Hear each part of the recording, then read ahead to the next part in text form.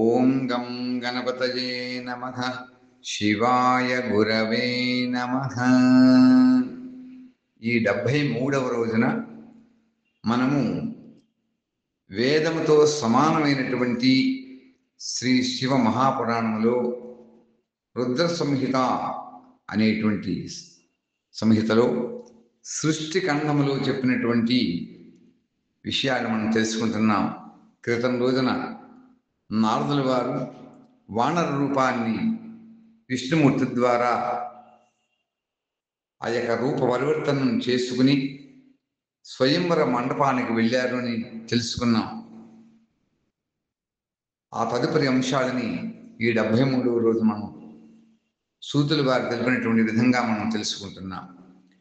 అలా ఎంతలో నారద మహాముని ఎంతైతే కోరికతోటి ఆ శ్రీమతి యొక్క రాక కోసం, ఆ కన్య యొక్క రాక కోసం వివాహం చేసుకోవాలనేటువంటి ఆ ఉవ్విళ్ళూరుతున్నటువంటి నారద మహర్షి ఏ విధంగా అయితే ఎదురు చూస్తున్నాడో, అంతలో ఆ సౌందర్యవతి అయినటువంటి ఆ రాజకుమారి అందరి యొక్క దాసీ జనంతో స్త్రీజన పరవృత్తి అంతఃపురం నుండి అతనికి వచ్చింది. అలా ఆమె చేతిలో సుందరమైనటువంటి ఒక సువర్ణమాల ఉన్నది. అలా శుభలక్షణ సంపన్న అయినటువంటి ఆ రాజకుమారి స్వయంగా స్వయంవర మధ్య భాగంలో లక్ష్మీదేవి వలె నిల్చుంది. శ్రీరామపత్ని జనకస్య పుత్రి సీతాంగణ సుందర కోమలాంగి భూగర్భజాత భువనైకమాత వధూవరాభ్యాం వరదా భవంతు అని మనం ప్రార్థన చేస్తుంటాం. అలాగే ఆ శ్రీమతి అనేటువంటి కన్యక స్వయంవర యొక్క మధ్య భాగంలో లక్ష్మీదేవి నిల్చుంది. చెప్పలేనంత అపూర్వమైనటువంటి శోభతో వెలుగొందుతూ ఉంది.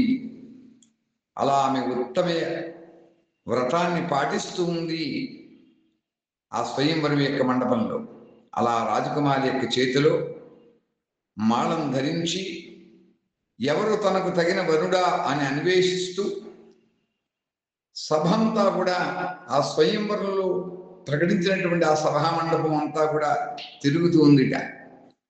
అప్పుడు విష్ణు భగవానుడితో సమానమైనటువంటి శరీరమును, అలా వానరుని వంటి ముఖం కలిగి ఉన్నటువంటి నారదుని చూచింది.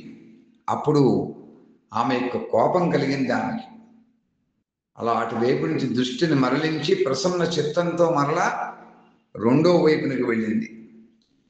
అలా స్వయంవర సభయందు తాను కోరినటువంటి వరుణుడు, ఆమెకు కోరుకున్నటువంటి వరుడు ఎవరు కూడా కనిపించలేదు.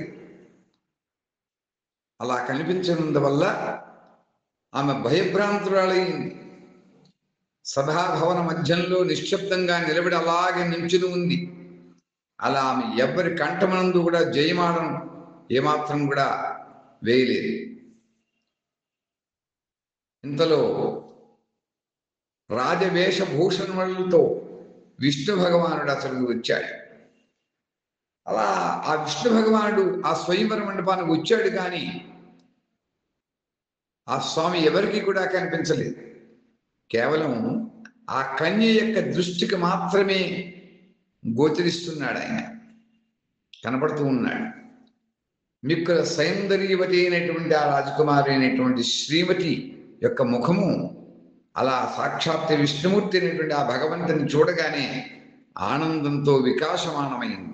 వెంటనే ఆమె ఆ చేత్తో పట్టుకున్నటువంటి ఆ వరమాలను ఆయన యొక్క కంఠంలో అలంకరింపజేసింది. అలా రాజరూపధారి అయినటువంటి విష్ణు భగవానుడు ఆ రాజకుమారి అయినటువంటి శ్రీమతిని తీసుకుని వెంటనే అంతర్ధానం పొందాడు. తన దివ్య ధామానికి వెళ్ళిపోయాడు. ఇచ్చట ఆ రాజకుమారులందరూ కూడా శ్రీమతి కనిపించకపోవడం చేత నిరాశ చెందారు.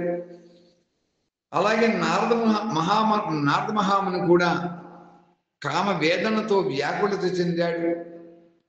అలా ఆయన మిక్కల శివమాయామోహితుడై కామం చేత విహ్వలుడయ్యాడు.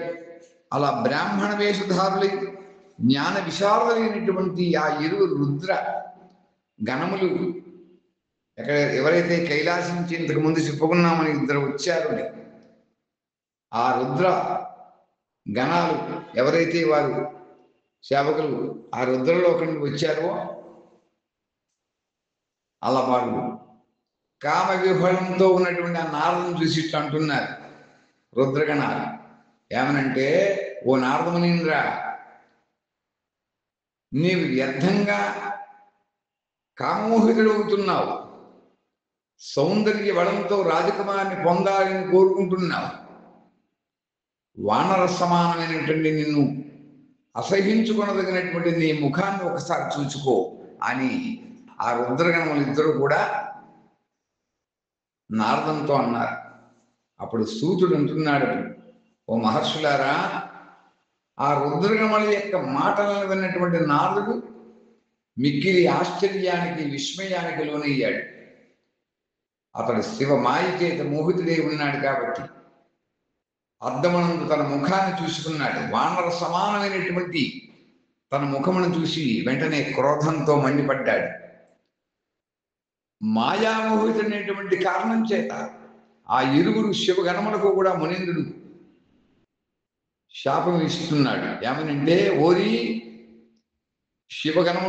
శివగణములైనటువంటి మీరు ఇద్దరూ కూడా బ్రాహ్మణునేటువంటి నన్ను అపహాస్యం చేస్తారా? కనుక బ్రాహ్మణ వీర్యంతో జన్మించినటువంటి రాక్షసులవుదురుగాక.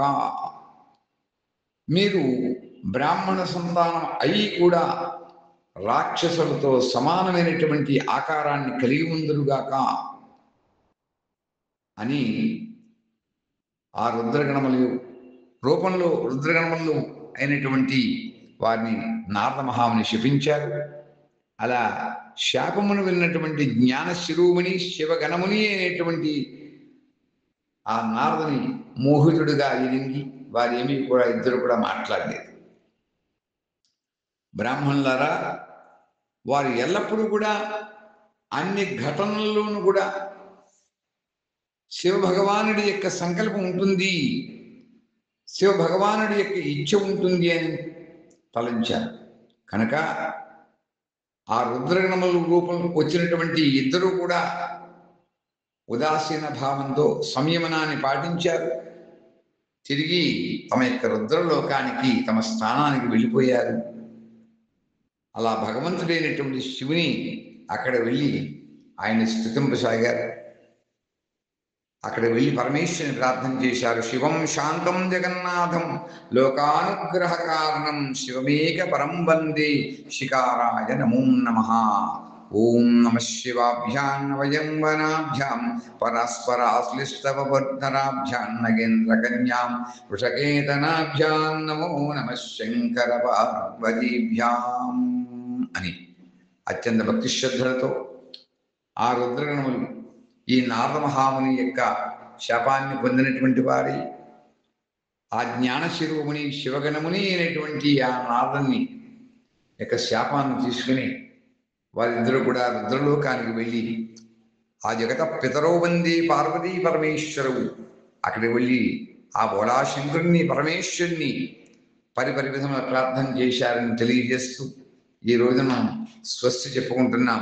స్వస్తి ప్రజాభ్య పరిపాలయంతాం న్యాయేన మార్గేణ మహిం మహీషాః గోబ్రాహ్మణేభ్యః శుభమస్తు నిత్యం లోకాః సమస్తాః సుఖినో భవంతు. ఓం స్వస్తి, ఓం స్వస్తి, ఓం స్వస్తి.